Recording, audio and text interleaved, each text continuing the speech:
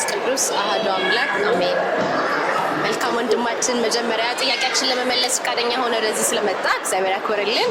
ስምህንና የመጣህበትን ደብር እና የምታገለግልበትን የአገልግሎት ክፍል በዚህ ብታስታውስ። ዲያቆን ስምዖን መኮንን እባላለሁ። በዚህ በዝማሬ ተዋህዶ ያዘጋጀው የሰንበት ትምህርት ቤት አንድነት ጉባኤ ሰብሳቢ ነኝ። የማገለግልበት ደብር ደግሞ ዳርምሽታት ደብረ ምሕረት ቅዱስ ሚካኤል ቤተክርስቲያን ፈለገ ሰላም ሰንበት ትምህርት ቤት። እናመሰግናለን። እሺ፣ ይሄ መርሃ ግብር እንግዲህ በየዓመቱ የሚካሄድ ነውና እንዴት አገኘኸው?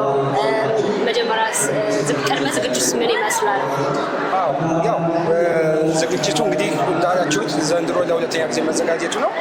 የመጀመሪያ ጊዜም በተወሰኑ ሰንበት ተማሪዎች ተነሳሽነት ከዛ ሁሉንም ሰንበት ተማሪውን በማስተባበር ብዙ ወጪ ብዙ ልፋት ያለበት ስራ ቢሆንም ብዙውን ኃላፊነት ሰንበት ተማሪ ወስዶ በዛ ደረጃ የተዘጋጀ ነው። ዝግጅቱም በጣም ከፍተኛ ነው። መዝሙር ቀናት ብቻ በየሳምንቱ በተከታታይ ብዙ ቀናት አሉ። ከዛ ውጭ በተለይ እዚህ ውጭ ሀገር ሰፋ ያለ ሰው ለመሰብሰብ ብዙ ማስፈቀድ የሚያስፈልጉ ነገሮች አሉ፣ ማሟላት ያለብን ነገሮች አሉ። እነሱን አሟልቶ ሁሉም ፈቃድ አስፈጽሞ በየሀገሩ ያለው ጋር ተነጋግሮ ይህን ለማዘጋጀት ያው ብዙ ስራ ይጠይቃል ከጀርባ። ነገር ግን እግዚአብሔር ፈቅዶ ደግሞ ሰውም ደግሞ አንድ የሚያደርገው ነገር እስከተገኘ ድረስ በቀላሉ መሰብሰብ እንደሚችል የሚያየንበት ነው እና እግዚአብሔር ይመስገን ደስ የሚል ነው። እንዳየነው በጣም ብዙ ሰው የተገኘበት መርሃ ግብር ነው። እናመሰግናለን። መልካም እንግዲህ በጣም ብዙ ሰውም ተገኝቷል፣ እግዚአብሔር ይመስገን። እና እንደዚህ አይነት ፕሮግራም የዝማሬ ፕሮግራም በተለይ ለእምነታችን ለህብረታችን ምን አይነት ጥቅም አለው ብለህ ታስባለህ? በጣም ወሳኙ ጥያቄ ይሄ ነው። ምክንያቱም አሁን ብዙ ወንድሞች በእንደዚህ አይነት መርሃ ግብር ላይ ሲነሳ በአሁኑ ባለው ሁኔታ ላይ እንደው ተሰብስቦ ዘምሮ ብቻ መለያየት ውስጥ ምንድን ነው የሚል መሰረታዊ የሆነ ጥያቄ ያነሳሉ። ልክ ነው። አሁን ካለንበት ሁኔታ አንጻር ዝማሬው ይቀጥል እንደምንለው ሁሉ እየዘመርን እግዚአብሔርን እየጠየቅን፣ ነገር ግን ሰው በልማትም ለመሳተፍ በተለያዩ ጉዳት ላይ ያሉ ወገኖቻችንን ለማሰብ መጀመሪያ እርስ በርስ መተዋወቅ አለብን።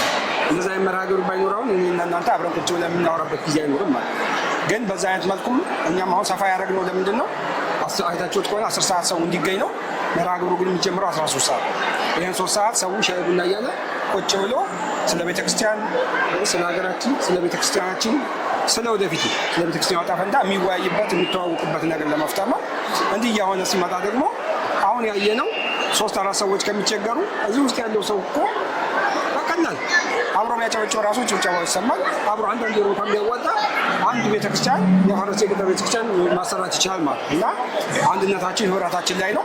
ይህን ግን ሁልጊዜም ደግሞ እንደው በሰላማዊ ሰልፍ በማልቀስ ብቻ ሳይሆን እየዘመርንም ቤተክርስቲያናችን እያሰብንም ወደፊትም ያለውንም ነገር ደግሞ ለማየት ነገር ከነገ ወዲያ ደግሞ የተጎዱት ወገኖቻችን እንዴት እንደግፍ፣ የፈረሱ ገዳማትን እንዴት እናግዝ የሚለውንም ወደፊት ቀስ እያልን በየዓመቱ አንዳንድ ፕሮጀክት እየጨመርን ለመምጣት እናስባለን።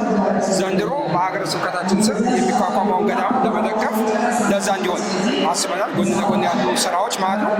በቀጣይ ግን እንደተባለው የተለያዩ ፕሮጀክቶች እያሰብን በተለያዩ ውጭ ሀገር ያሉ ህፃናት ተወልደው ባደጉበት ሀገር ቋንቋ የቤተክርስቲያን ትምህርት በየቋንቋቸው ማግኘት የሚችሉበትን ሀገር ቤት ያሉትን የሚሳተፉበትን ማድረግ እናስባለን እና ለዚህ ሁሉ ግን መጀመሪያ መተዋወቅ መነጋገር ስለሚያስፈልግ ለዛ ያሉ መድረኮችን መመቻቸት አስፈላጊ ሆኗል። ይስጥልን። እንግዲህ በየዓመቱ ምዕመኑ ሁሉም እንዲመጡ እዚህ እንዲገኙ አሁን አንዳንዴ ቅድመ ዝግጅት ከመደረጉ በፊት ቀኑ ተቆርጦ በደንብ ይነገራል ለብዙዎቹ እና አንዳንዴ ተደራራቢ በዓላቶች ወይም መርሃ ግብሮች ይከሰታሉ እና እሱ ነገር ቀድመው እንዲዘጋጁ ወይ ደግሞ ሁሉም ምዕመኖች አንድ ላይ ምስጋናውን ፕሮግራም አብረው እንዲካፈሉ እንደው መችላቸው። አይ በጣም ወሳኝ ነው። ቀን መረጣ እውነት ለመናገር በደንብ መታሰብ ያለበት ነው።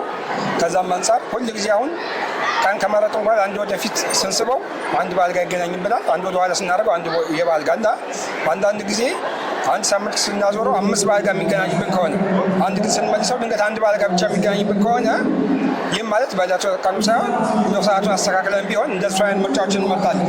ይህ ማለት ግን ካሉት አማራጮች አንጻር በየሳምንቱ የተለያየ ፕሮግራም አለ። ዘንድሮ አሁን በዋናነት ይህን ቀን የመረጥነው ሜይ 1 ቀን የሰራተኞች ቀን በመሆኑ ዝግ ነው። ዓርብን ተረጋግቶ ሰው ዝግጅቱን ማድረግ ይችላል።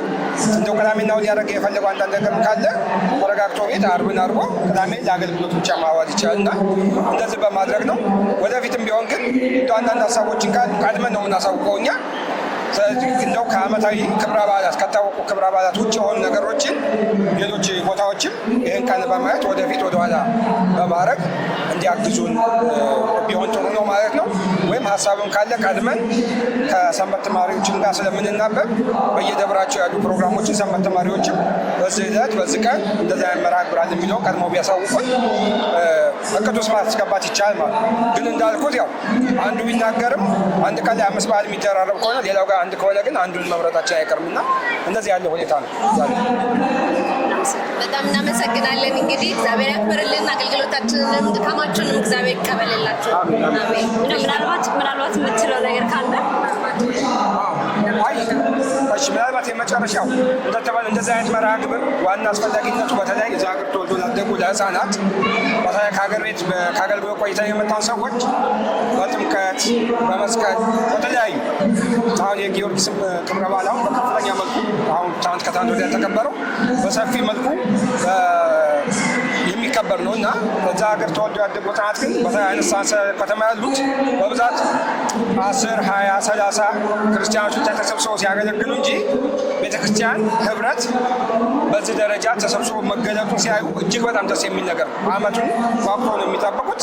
ዞር እያለን ብናይ በጣም ብዙ ህፃናት ወጣቶች አሉና ከዛ አንጻር ይህን ነገር ሁላችንም ብዙ ክፍተት ይኖራል። ግን ከዘንድሮ የሚቀጥለው አንድ ለማሻሻል እያደረግን የተቻለ ማድረግ እናስባለን ለማለት ነው። እናመሰግናለን። እግዚአብሔር ያክብርልን።